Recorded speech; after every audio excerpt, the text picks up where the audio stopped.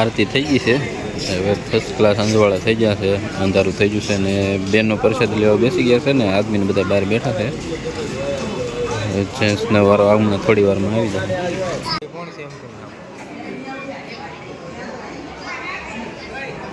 બધા પ્રસાદની લાઈનમાં લાગી ગયા છે. પ્રસાદ જેને જેને ભાગમાં આવે ડીશો હમણાં ખૂટી ગઈ હતી. શરૂ થઈ ગયું છે લાઈન હવે ધીમે ધીમે. આ બધું કમો બેઠો છે એ વિશેષ કમો નાનો કમો. આપણે પ્રસાદ લઈને ભવનાથ તળેટીમાં આવી ગયા છીએ ફરવા. પણ રાત્રિનો નજારો પણ ખૂબ સરસ આવે છે. મજા આવે છે ત્યાં આપણે બે ઘડી આપણે આનંદની ચર્ચા કરવા માટે નીચે નીકળી ગયા છીએ. આ ફેરીમાંથી ઓલી બાજુ નીકળી જવાનું છે આપણે રખડતા રખડતા. આપણે જો પ્રસાદી લઈ લીધી છે અને હવે આવી ગયા છે પથારી કરી નાખી છે. ભૂલી જવાનું છે શાંતિ. સવારે ઓલું 5 વાગે જાગીને આપણે જવાનું છે ડુંગર. જો લંબાઈ જાય છે અને હાલી હાલીને થાકી પડ્યા પગડા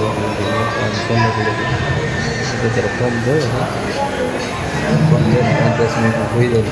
5 વાગે મળીશું આપણે ફરી ગિરનારી પર સ્ટાર્ટ